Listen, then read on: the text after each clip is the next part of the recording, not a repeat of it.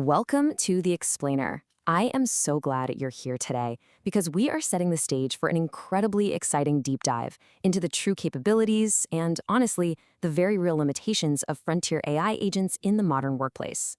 Now, if you've been following the massive hype around AI lately, you've definitely seen those mind-bending demos, right? The ones where AI models are writing code in seconds, drafting flawless emails, and seemingly just doing our jobs for us. But what happens when we push past those shiny, highly curated demos and actually ask these agents to do real end-to-end professional work? Well, that is exactly what we're going to explore today.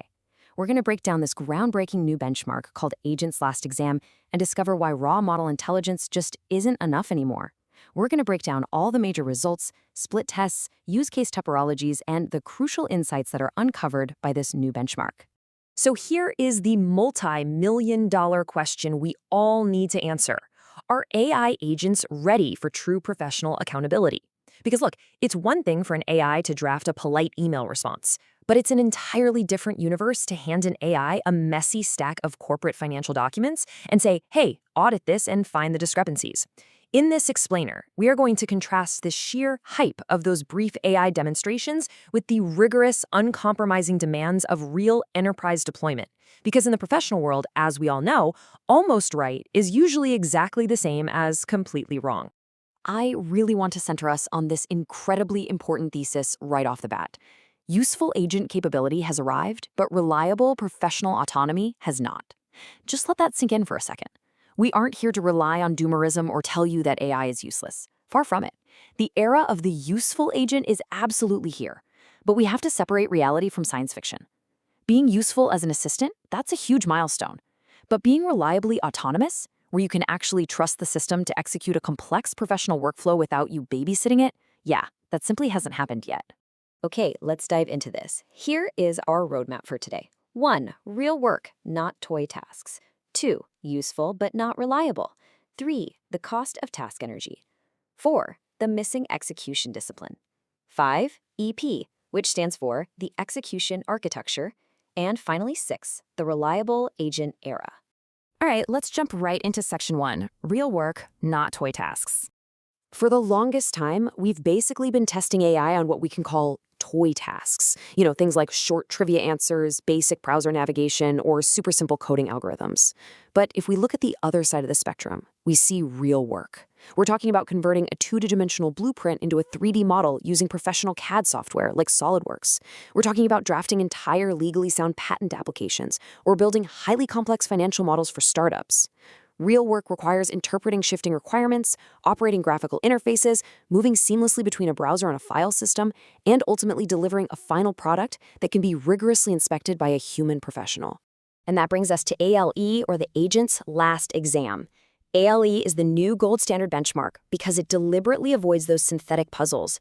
Instead, it tests 55 non-physical occupations and features more than 1,500 expert-designed tasks.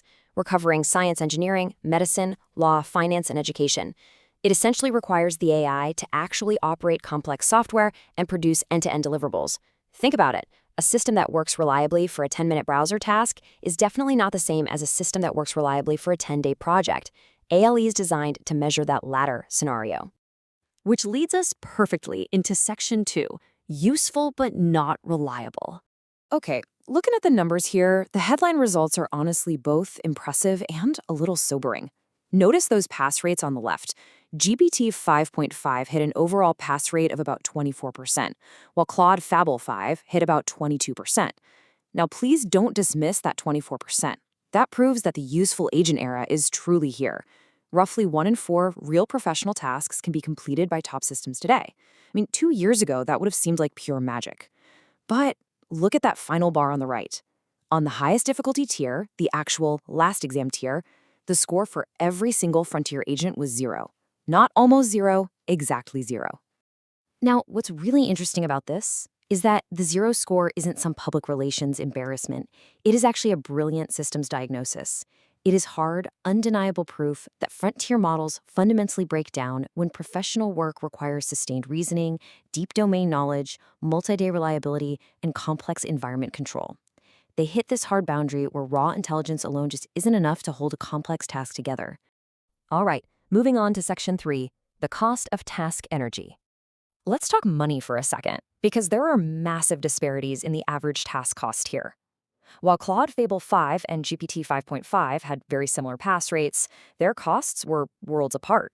Claude averaged about $15.70 per task, GPT 5.5 was at $3.80, and Composer 2.5 was way down at just $1.33. This changes the entire business interpretation. In the enterprise world, you don't just care about a 2-point bump in a benchmark score. You care about capability and reliability per dollar.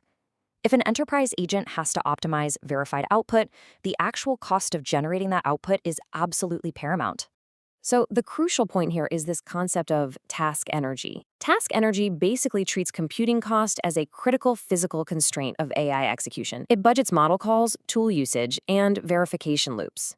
Because think about it. If an AI system costs nearly as much as a human worker per hour, but it only succeeds 25% of the time, well, it fundamentally fails the business model test. It literally can't be scaled. We need systems that manage their computational energy efficiently to actually be viable in the real world. And that brings us to Section 4, the missing execution discipline. I like to call this the done problem. The most revealing failure mode on the ALE benchmark isn't that agents struggle with quantum physics. It's that they frequently submit final messages proudly claiming that everything is complete and all checks have passed, while the actual deliverable has missing files, empty fields, broken formulas, or violates written requirements. It's exactly like an eager intern who wants to impress you by handing in a project quickly without ever taking the time to actually double-check their own work. They enthusiastically announce completion without ever establishing completion. And that leads to this profound realization. Language completion is not task completion. Just because an AI model can generate a highly persuasive, super satisfying text response that says, "I have finished the job," does absolutely nothing to guarantee that the professional task is actually closed out and verified.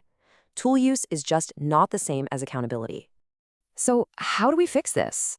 Let's get into Section 5, EP, the execution architecture. What the ALE benchmark clearly shows us is that model intelligence without control produces partial work and really weak accountability. The energetic paradigm, or EP, directly supplies that missing control architecture. Now, to be clear, it doesn't replace models like GPT or Claude. It sits above them. It transforms the task into a control graph that mandates decomposition, requires constraint tracing, institutes hard verification gates, and enforces that cost-energy accounting we talked about.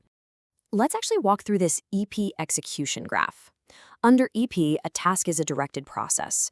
First, we have task understanding, or the demand. Second, constraint tracing shapes the possible paths the agent can take.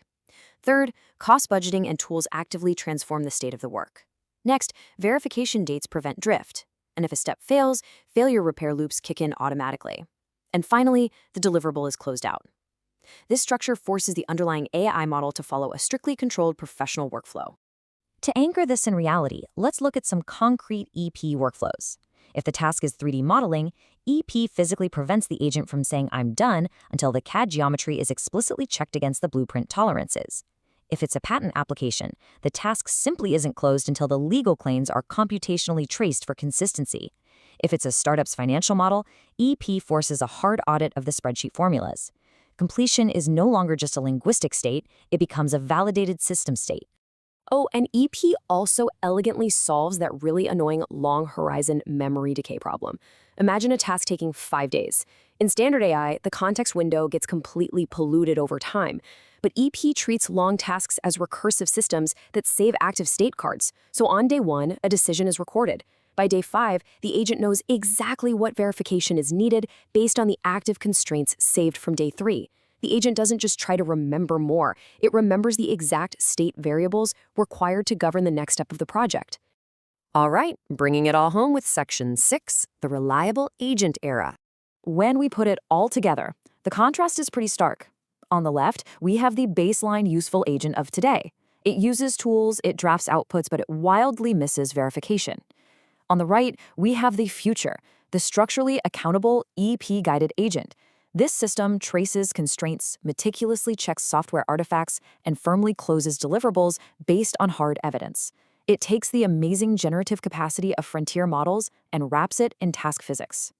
So our calm, central takeaway for this explainer is simply this. The agent's last exam benchmark definitively proves that frontier models are highly capable and undeniably useful at the middle layer of work. But raw capability alone is incomplete. The energetic paradigm, EP, is absolutely required to turn that raw, somewhat chaotic capability into reliable, cost-controlled, and auditable professional execution. The useful agent era has begun for sure, but the reliable agent era? That requires EP. I want to leave you with one final, provocative question to chew on as you go back to your own projects. We know beyond a shadow of a doubt that AI agents can do useful work. But as you look at integrating AI into your own company, the real question is, who controls the execution discipline? How will your organization bridge the gap between a flashy AI demo and true professional accountability? Thank you so much for joining me on this explainer. Keep learning, keep pushing for reliability, and I'll see you next time as we continue to unpack the cutting edge of technology.